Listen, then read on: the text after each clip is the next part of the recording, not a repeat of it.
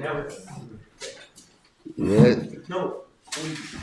Last week means the Shabbos before Yontif.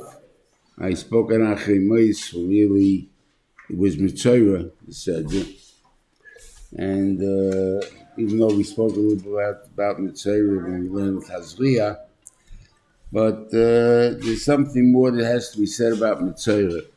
The reason I think it came out in my mind when we went to Achrei, because I was thinking what to talk about originally, and we called the Shalom Bayis Inyan, that a person that there's no kapara unless you're willing to be meichel your friends and your wife, and therefore you can't really ask your benishlo unless you're doing that. So that was very important. That was Pesach. So it's rush time. A lot of necessities. Everybody's doing what they have to do with Tzorech HaChag. Afal Pikein, there's a lot of what do you call it, Rai Barai. So I thought that was important. I ended up talking about Achrei, but I want to talk about a few things in the Geya to the Torah, and then maybe something more on Achrei. Okay.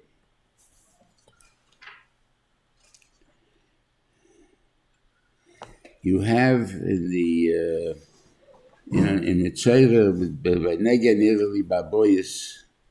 So Rashi says that it's not only it's a good news. What's the good news? The good news is that you found money. Now the Ben Shalom could have made the same thing. You find money in the house, what the Amoraim left, the Canaanim, in other words, what they left in the houses. What do you call it? You could have found a happy way. You could have happened all of a sudden you have to make ascension in the house. You have Baruch Hashem, twins were born, triplets were born, whatever it is there. Some kind of a simcha in the house. And you could have had to make it, and you find the money that way. I mean, it didn't have to be through this. So, Shiur said, these are God, there are three in the Torah, and this is one of them, that there's at least one man diyoma that holds that never happened and it can never happen. And this is on the end of Nega Baboyis. And so the reason, so the Gemara asks, why are you telling it to me? Learn it and get schar. If we're talking about a small Torah, that that we do, we have 7 mitzvahs b'nei noyach, and we feel we're supposed to learn all the time, and there's not enough stuff to learn for 7 mitzvahs. We'll throw them in a couple of more mitzvahs that don't happen and never negate to happen.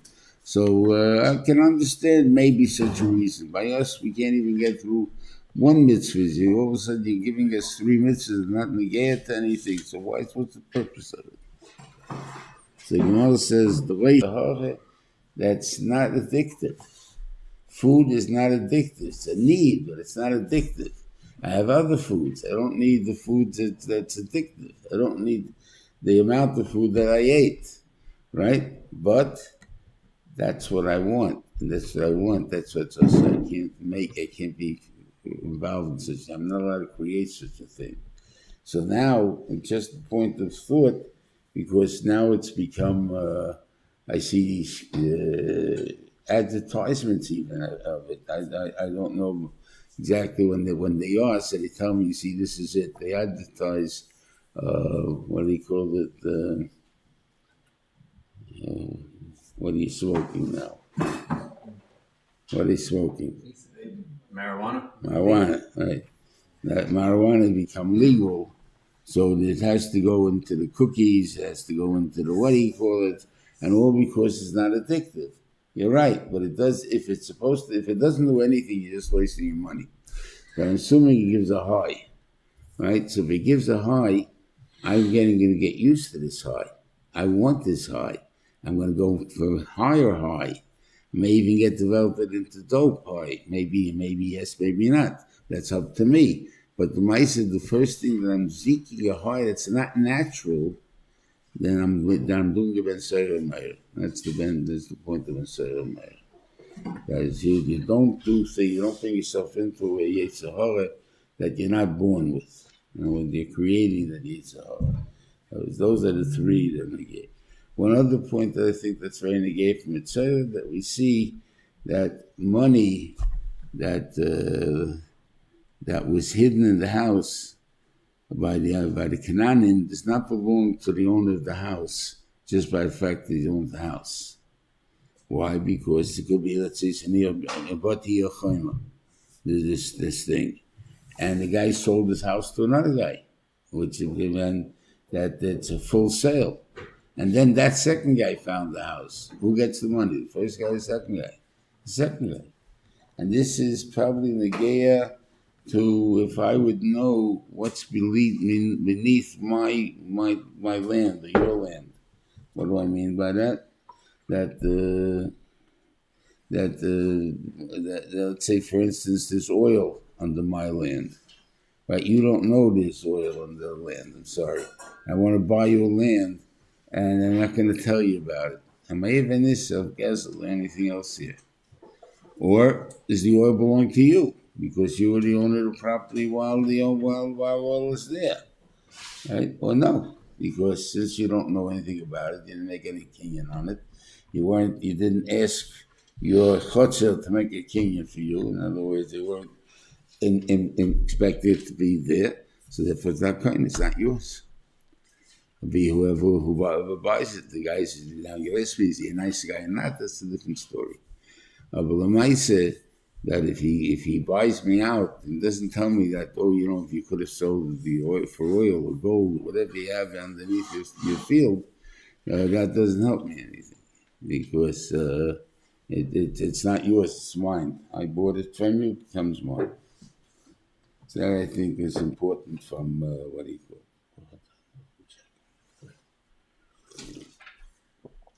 Now about the Ian of we're talking about Achrei, we're talking about the concept of Yom Kippur, and it's big Yom Kippur. There's one point I want to chazer over, because it seemed it came into important to somebody I knew, this chiluk to people to know. As an Indian, we're asking the Rebbeinu Shalom for three things in Yom Kippur. Slicha, Mechila, and Kapara. Slicha usually goes for a Shegeg, Mechila goes for a Mezid, and Kapara goes for a Lahachis. What does that mean? So I think if we translate the language into even modern Hebrew, I would say would fit. You don't need to go into English. When someone wants to push through a crowd, what does he say? By us in English, say, "Excuse me," and then you shove the guy. Now it's your soil, you probably say "Slicha," and you shove the guy, right? What does the guy say back? Ein davar. It's okay. Did you hurt the guy? Maybe, maybe not. Try doing that without us saying "excuse me," without saying "Slicha." I'll punch you in the face. What are you shoving? Who are you shoving? What are you doing? Right? So the reason that I don't do anything to you is because you said the word slicha. So slicha means I don't mean to hurt you. I don't mean to bother. Even I'm going to hurt you, but I didn't mean to do it. So therefore, be nice to me. Don't take it as an insult. Don't take it as a what do you call it? Same thing goes with the Rebbeinu Shalom. I did something b'shoigig. I didn't mean to do an avera, but I did an avera.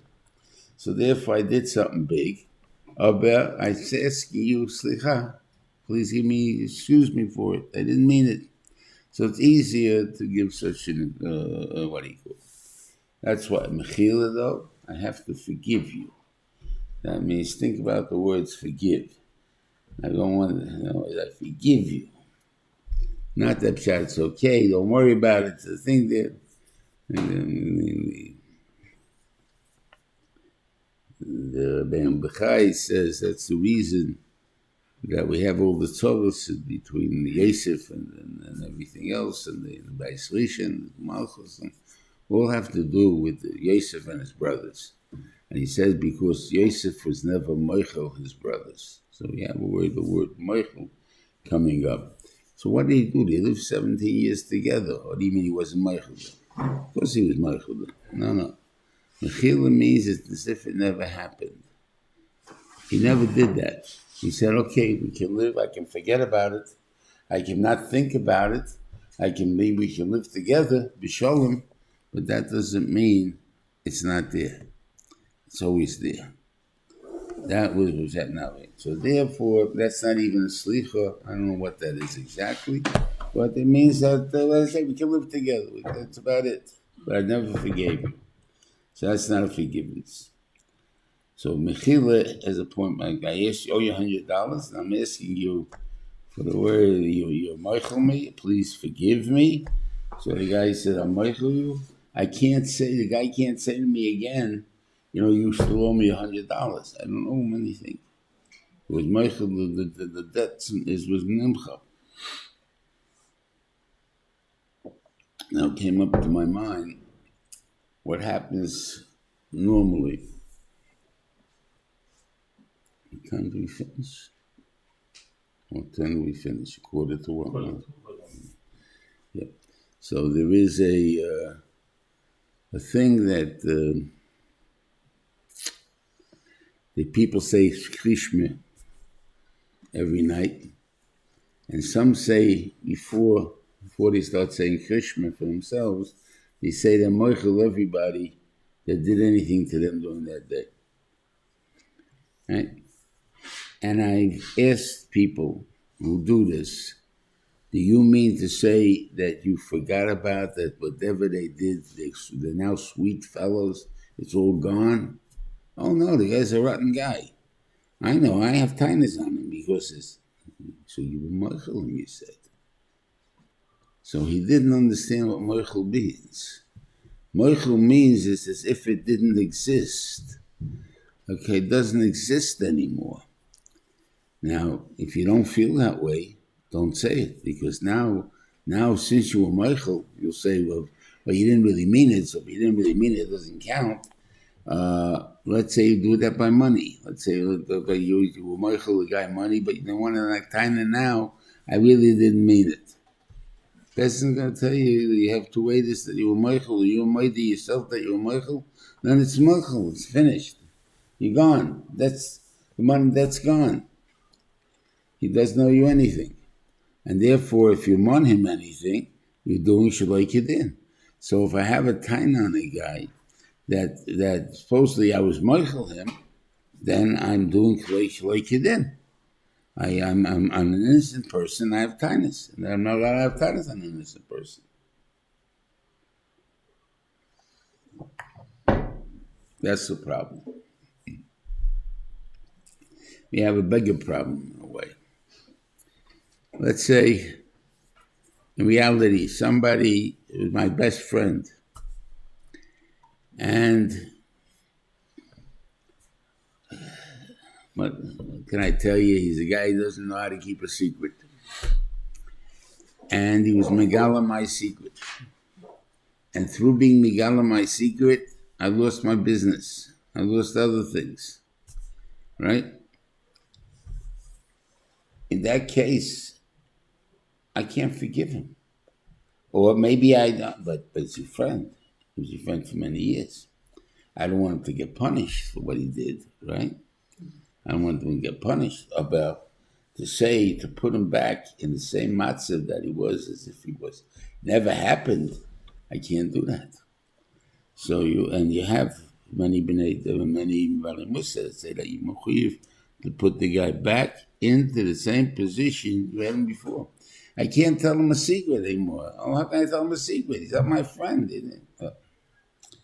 So until what I'm going to tell you, I always thought that it's more, the reason I'm allowed to not share my secrets with him was because I'm claiming he really wasn't my friend in the first place. I mistook him for my friend. I thought he was my friend, but he really wasn't my friend. So maybe that's just mutter. I don't know. Maybe it is, maybe it isn't. But now I have, I think, a better teretz than that.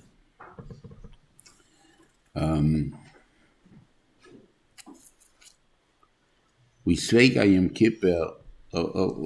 Forget about the other thing.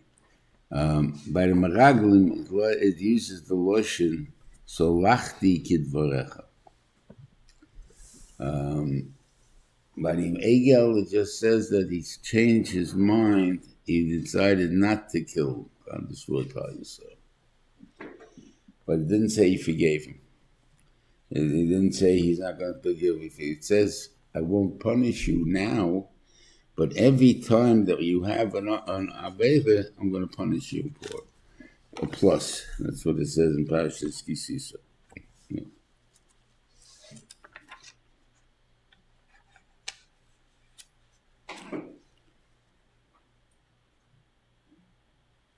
It says, go take people where you got to go. He named and the day that I remember them, I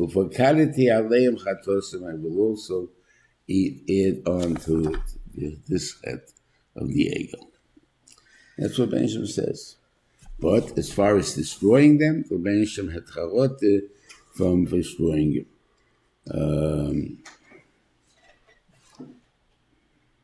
Yeah.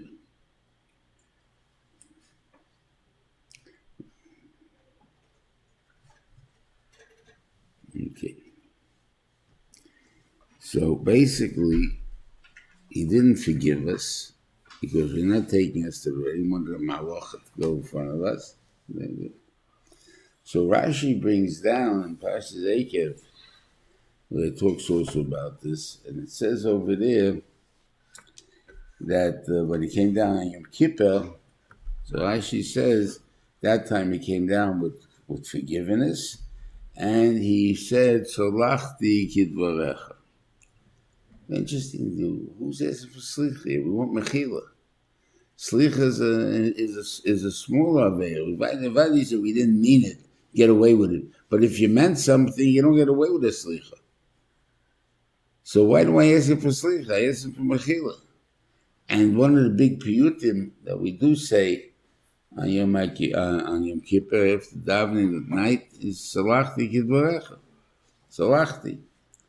And then you have in the Kel Melech, you're asking for basically slicha for most things. Because if it works out most things, slicha better than mechila. So I want to time it that what it means is that is slicha, what do you call it?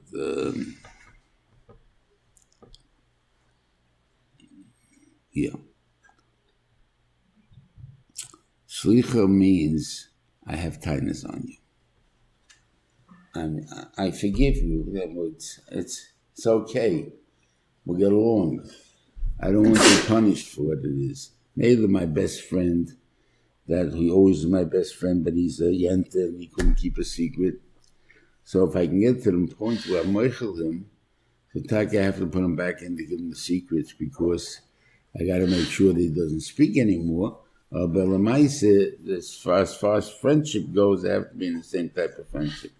But people who I never really knew, who I shared, for whatever reason, I shared my secrets with them, because I had to get my credit card and they take all the information. I don't know, whatever reason it is there. And they gave out my credit card. Then I'm very upset about it. Right? So therefore, even if I forgive them, I forgive them only from being punished this time. But I'm not giving them any more information because then they'll use it against me. So why would I do that? So that's the point when you say Salachti Kidvarecha. That was those people that it's only okay, it's all right, but that's the way you answer them. Not that it's, so of course, no problem. Well, no, you said slicha, I'm saying in dava. But the Maisa is, I expect you to be polite and not to shove. In other words, whatever, you come and you shove me, I still have kindness for you. But you don't do it. But you did shove me a little bit, you did push yourself in, and you now took over my place, or you went right or whatever it is there. So therefore, it's something, you have a taina on you. They always have a taina on you. That's basically what we're saying. So therefore, slicha means I can still have a taina on you. I don't want you punished, but I have a taina on you. And that's what the Rebbeinu Shem does with us. And when he says salachti kidvarecha mechila, that means we're back to in his good favor completely, like we were originally. And that's basically the point. So a person should always really remember to say at night to someone that I'm really slicha. I grant him slicha. I do not grant him mechila yet, because mechila means a complete forgiveness. Unless you give complete forgiveness, you can't even mention it anymore. The point of time was bad is out of first. I forgot what I wanted to say. Okay. Anyway, that's the thing. Okay. Now I want to say something about Pesach.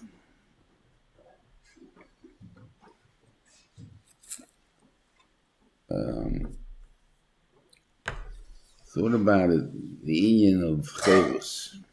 What is cherus? What are we free of? What do you mean free? You're not working anymore? That we say we were not slaves in the way of working hard. It comes out to Gemara in Rosh Hashanah, and according to my calculations, I don't know if that, obviously you can prove myself wrong, it would be fine, that the Makis B'chayris took place when the Jews were enjoying the freedom that we as Americans enjoy in America. What do I mean by that? There are 4 stages that a person goes through, becoming, we call him completely free, to face that.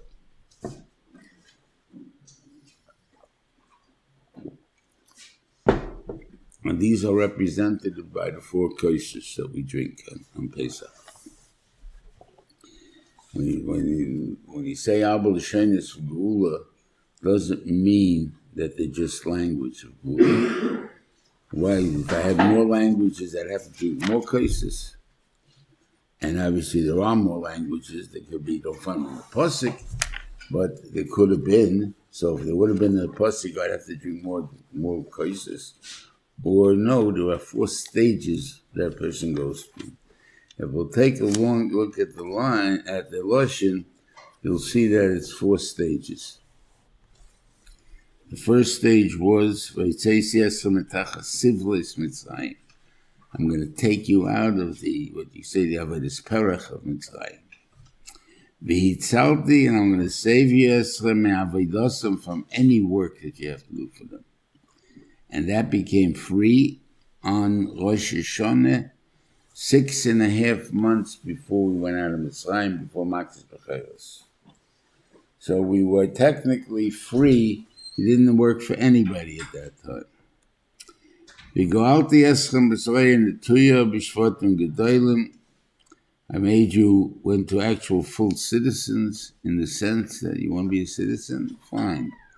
You want a job in the government? The all tests of them are done on Shabbos. You can't take that one. Oh, if you become a goy, if you want to take off your yarmulke, you want to start there, fine. You want to go in a public building, you must remove your yarmulke. Unless you want to make covering on your head. Whatever it was there. But if you want to be a citizen, you can be. You're free, totally free to be a citizen like any other person living in Egypt. But you must be an Egyptian. You must act like an Egyptian. You must have the religion of the Egyptians. You must swear on their Bibles in Egyptians. Now, that's the thing. But you could do it. That's that. That is pshat. Now I gave you that you have that freedom. You're a Sabbath observer. The Sabbath observer, we have to give you freedom as a Sabbath observer. That means we have to give you that test on a Sunday or Monday, whatever it is, the weekdays. And that's how you end. So therefore I claim Mitzrayim, by the Yidden were free, that by Makas Becheres, with that Madrega. Exact point when they got to that Madrega, I'm not too sure. But anyway, that's the Machlei. But then it makes sense a little bit why they didn't want to go out of Mitzrayim. Because if I'm fully free and I can do whatever I want, and whatever it is, I still have the Mitzrayim dream of being a Mitzri in the full sense, with all the benefits of being a Mitzri, whatever it is there.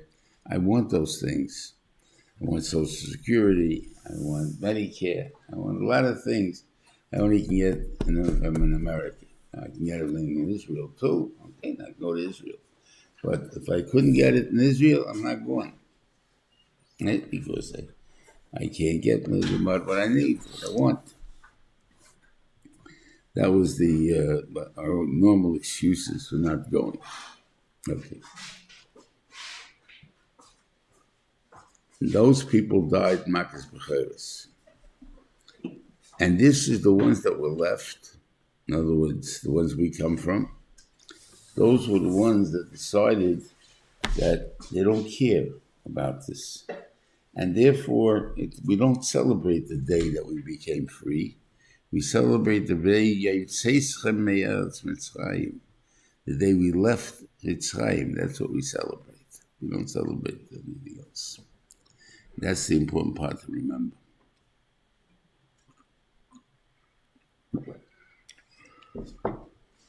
And we even have a lotion that's a little strange, but think about it.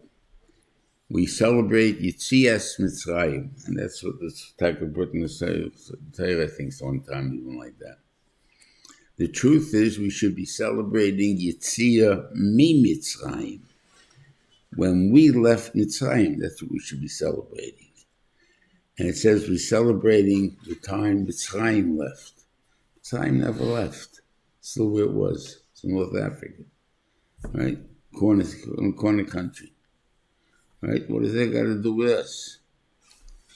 No, but Pshat is Mitzrayim left us. When we left Mitzrayim, Mitzrayim left us. The dream of being a German, which once there was, when you would ask a Yid, a Frumme Yid even, in let's say before the First World War, or even maybe even in the Weimar Republic, who are you? I'm a Deutsch.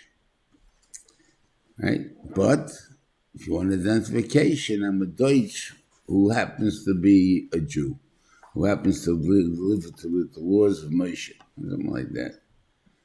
Moshe, the persuasion, I think. Okay. So you have a Russian. I am an American. I am part of the country. I am this. They have the same dreams of Mitzrayim, and this is that. That the nation doesn't want. When you left the country, when you were thrown out that time, automatically you lost it. Now I made Mitzrayim the other way, that you guys left, and you left the thing. What does it mean, Abdus? So I was thinking about Abdus. The American dream is what? To own a house, a beautiful car, and I don't know, assess it, take trips around the world. I don't know what exactly I'm supposed to be dreaming about. But it means I have to work for it. Because money, I don't have enough for it. I have to make money for it. This is the dream I have to live up to. But I have to make money to be able to do that. So when I'm working on my dream, I'm an Eved. Why are you working? I'm working for the idea so I can do the American dream. Now you're an Eved. If you're doing it because You want something for yourself. Okay, I hear. All right. Or Ein Chinami. You're always an Eved. You're never even for the Rebbeinu Shalom. And that's what it tells us in Parshas V'eschanu, that we are his avodim. He took us out of Mitzrayim and made us his avodim. So we're avodim of HaKadosh Baruch Hu. Fine. But the idea is we have always to work. There's a goal in our work, and it doesn't necessarily, we're not avodim. We're not avodim to anybody.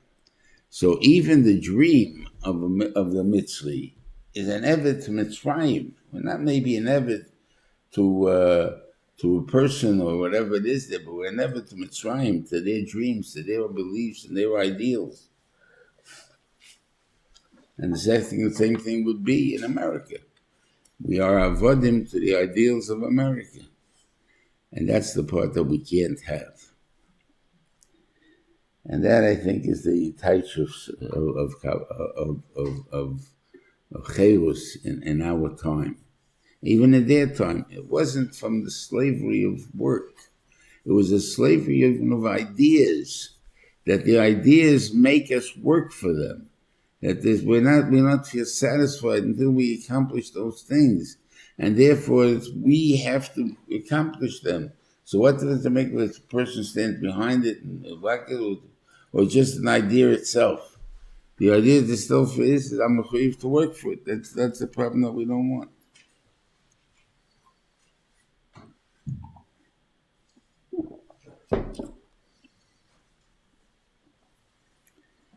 That, I think, is the taich of Cherus. Okay. And we have to remember that, Taki, that it's not just from people, it's from ideas. The Goyish ideas can't come into our minds, but they do come in. The last one we talking about in America, where Hashem, we really have a better place to learn Torah and to what do you call it, even pay to learn Torah. And so what? Why? Because we still have their dreams. Explain some of it. However, disagree with me. One of the things that I think that we have in America, again, is it because of America, because we have a freedom here? Could be, I don't know. But we don't have the concept of a king. Right? So we do whatever we want. We can make fun of it, the king, whatever it is there, the rule of the country, and nobody's going to touch us. No one's going to punish us.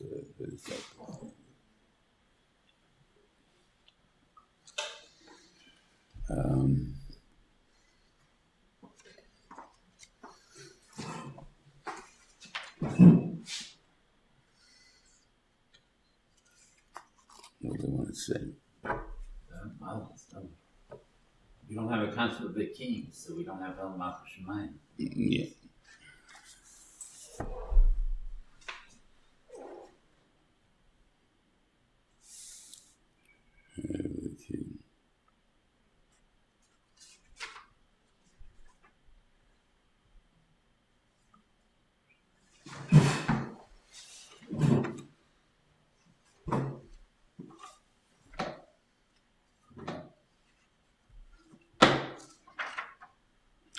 But I don't think I was talking about that, was it?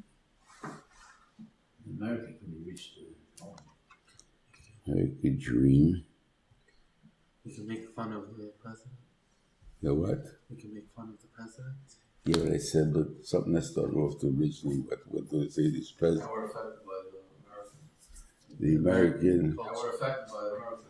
Yeah, how we were affected. So what were you affected? Maybe he's talking about murder, our vision of murder. That's a different one. This way, I was talking about this point. That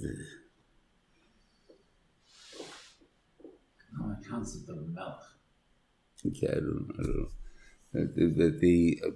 We're free. We don't really have any concept of someone being able to punish us for being insulting to them. Okay, the concept of Melech we don't have. And we hope the Rebbeinu Shalom is going to take that into account when he deals with us, but we don't have it. But it's one of the parts of America.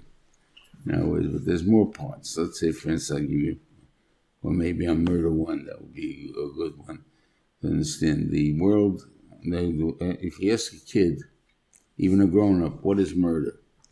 They'll tell you it's somebody who wants to kill someone with intent. That's what they think. So I would say you mean premeditated murder. That would be the definition. I made up my mind to kill somebody, and I went up to kill him, so that's what I'm Chayav for. Could be, right? Now, by us, that's not murder. By us, murder is if I was not careful not to kill you, when I knew I could kill you, I would technically be Chayav Misa if I was actually shaykhs to you, but since I don't get a soya, it's considered b'shoyig, so therefore there was no soya, so I am potter. Well, I go to Yonidachas, I go to an Miklot. But on the other hand, the goy, who is chayiv, his zayin mitzvahs, he will get killed for that kind of a shoygig. Why? Because that's called murder. It's not shoygig. Shoygig means you forgot the halacha. There's no shoygig by a goy. So therefore, kids who are careless, if they would learn the tchila, that that's called murder, if they hurt somebody, they're a mazik, that they did it intentfully, it's called intent. With intent, then all of a sudden kids will be much more careful than they are now. But right now, no one's careful. And if I go out, I have insurance that accused me. I don't have to be careful. I have insurance I can pay.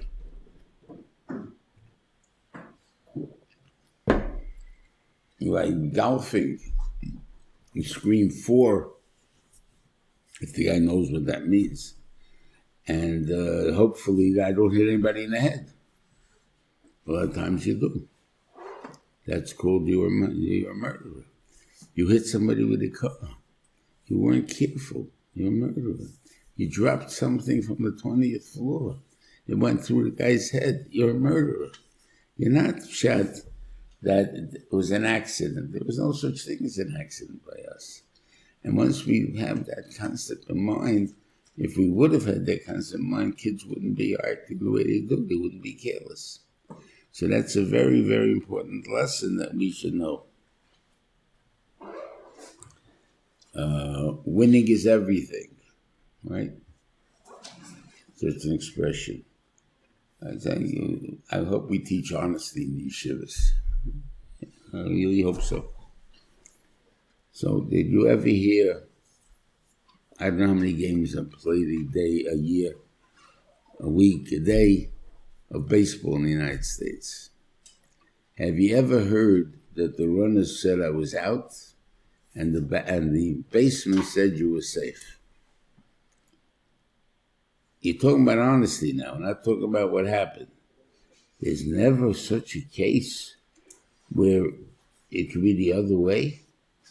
It's always that the baseman says you were out and the runner says I was safe. There's no truth. We're talking about truth there. What was the truth? Yet not one in a million cases, not once. Every year, every day, maybe. So how come?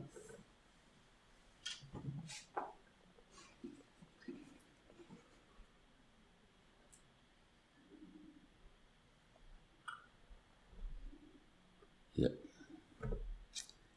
So that's one thing. Then there was a professional team. I don't remember the name of the team.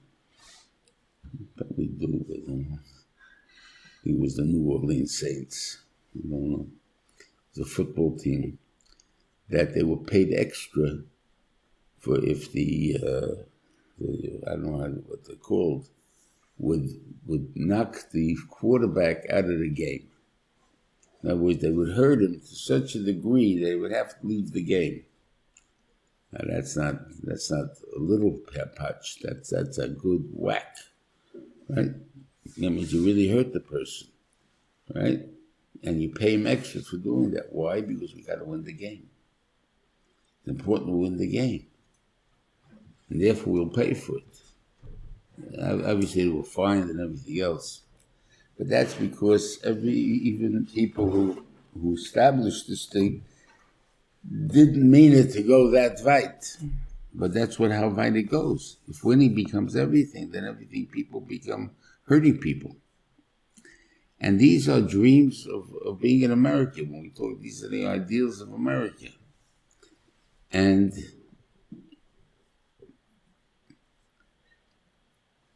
I think I didn't. That's why I don't think I finished before. The Torah is not a rule book.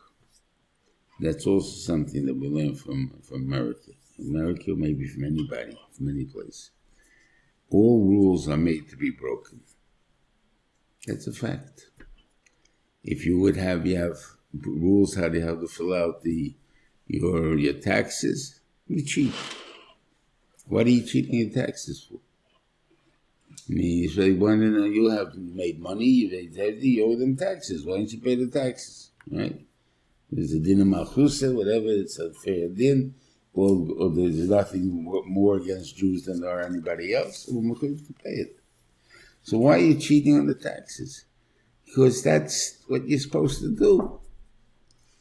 Nobody pays the taxes he has to pay. You have to figure our way out. The short is we sometimes apply this to Torah. And I got to figure out how I can get out of something through the Torah. That already is not a good thing. That means that the Torah is being treated like any other rule and made to be broken. They become a novel b'shus ha-Torah. That's not a good thing. But that seems to be part of the dream of being an American. I have to figure out how I can get away with things.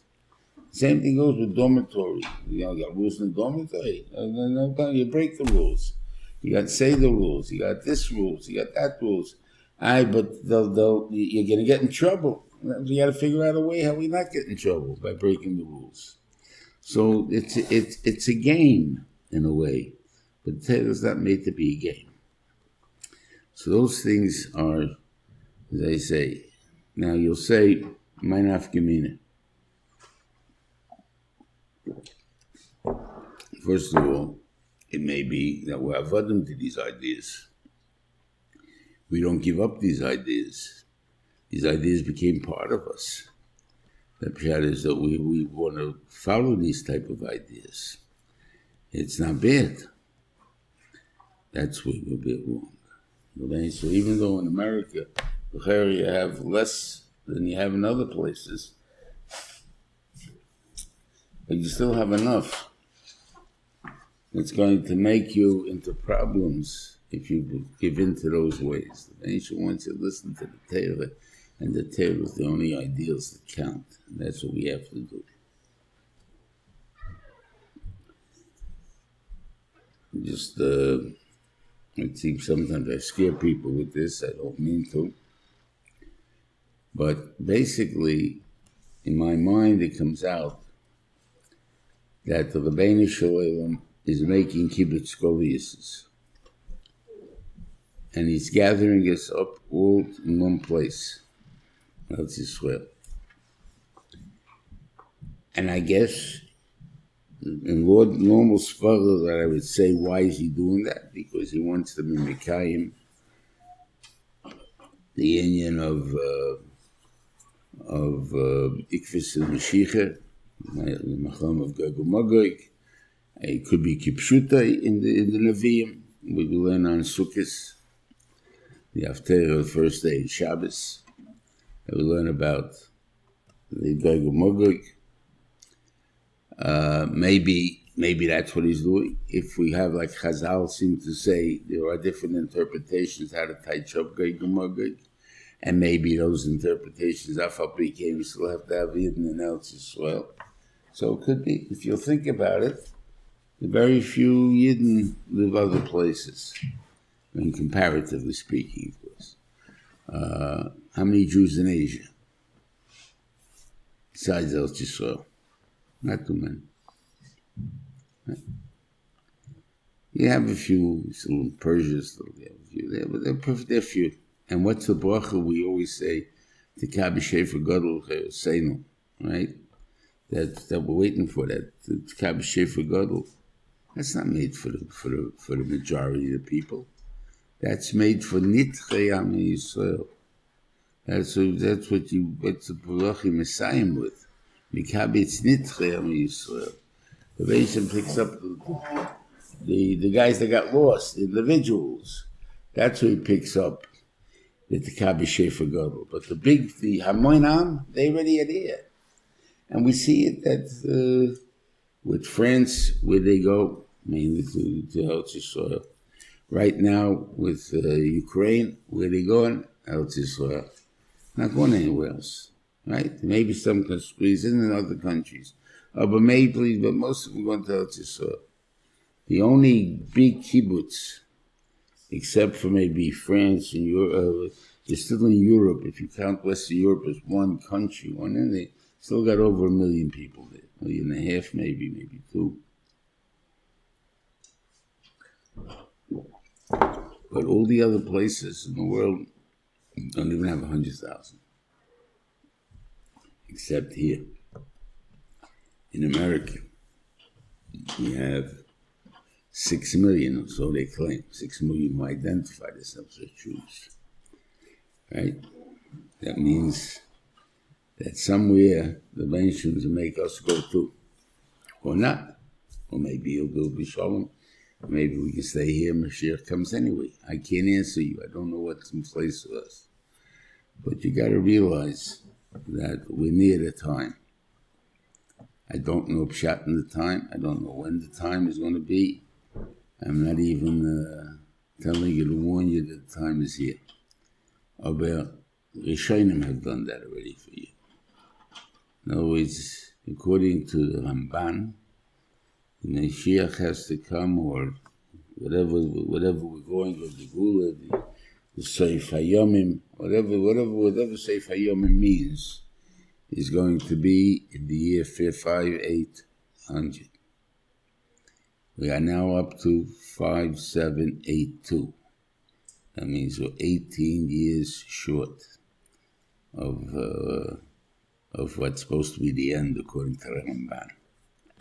Now, what happens for you isn't, so it isn't. That doesn't stop you from believing. Obviously, we believe what the Rishonim say more than we believe to any other people that say something. So if they say it, there must be something. So therefore, we must prepare ourselves for something. If you think about it,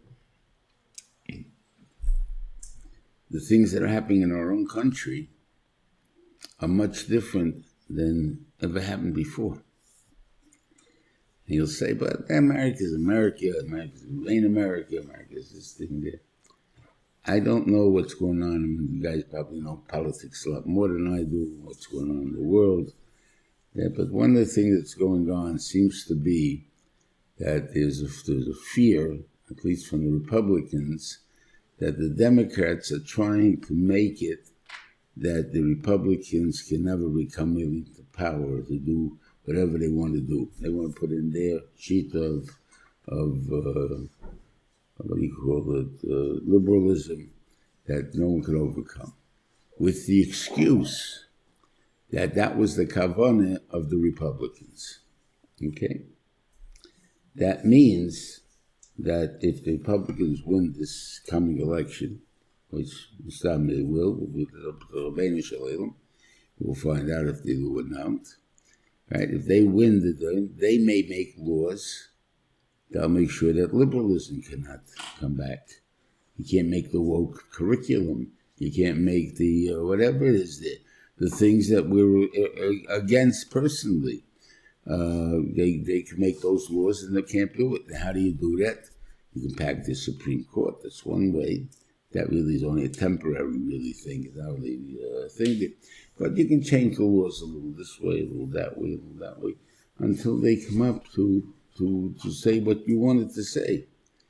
That means in time, not too long from now, there's going to be a guy that's going to come along and say, this is all baloney, and I'm taking over the country, and we're going to do it my way.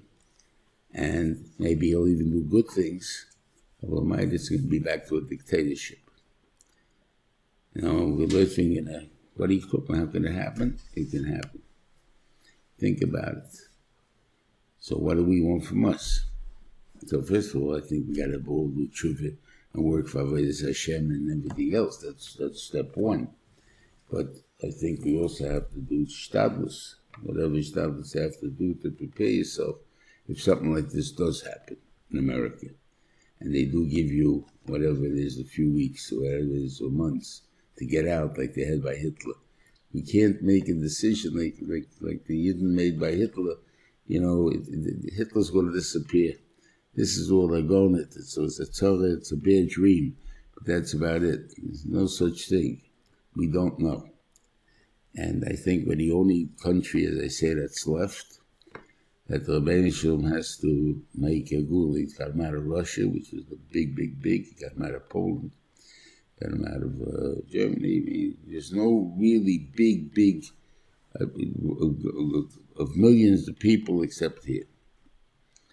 And that means we got to realize that no matter what our kavanas are, America, and America is good to us. And America is probably, you won't find in the history of the world another Medina that was a Medina Chesed to the Yidden as America was. That's true. But you don't know what the future is either. We are only guests here. You think even the language of the country is such. If you think about it, you always see on different restaurants a Chinese American, Greek American, Italian American, right? You don't have a Jewish American. I've never seen that. Israeli American, that's the country already. I didn't see that either.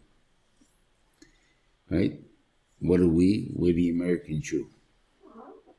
The difference is if we are the noun or we are the adjective. The noun is who we are. All these Chinese, Italians, Greeks, everybody, they're Americans. You want to touch up what kind of American? So this is an Italian Americans, Chinese Americans, Greek Americans. Those are types of Americans. But when it comes to the Yid, you're a Jew. The question is, what kind of Jew are you? Then they come along and say you're an American Jew. That's the difference. So the language itself is telling you that there's discrimination against you. You just don't realize it because Baruch Hashem, we never were so free in all the years of in all the countries of the world. We were even satisfied if you give us a little bit of this type of freedom. We never demanded this type of freedom from European countries and stuff like that. But whatever that little bit of freedom they did give us, in other words, we couldn't own land, we couldn't own anything else, but we could, let's say, be the second to the middle class, whatever it is, to deal with both sides and stuff like that. We were able to do that. We made parnasa, we made covered, we were able to control countries, we were able to tremendous power that the Eden had in all the years that they were in the Golas. Baruch Hashem, the Benishim gave us that ability. No matter what they did to us, that we were able to become who we are. And that's a wonderful thing. But in America, for God, we were completely free. And I believe that we were free as Mitzrayim. Mitzrayim was also the freest country, and that's why it says there in the end of Vayigash that they took over the country. Now, it's a lot different than what he called. That's why the big Benishim brought the Golos upon themselves, upon them. Avalamaisa, they took over the country. We came here. Everybody else was never to power. The only few people was us. We opened up all the businesses. We opened up all the media. We became the whole thing there. That is the Gestazach that we have. And that's what we have now too. We control the media. Unfortunately, most of the guys who happen to be Jews, I don't know if unfortunately, but it is to a certain extent.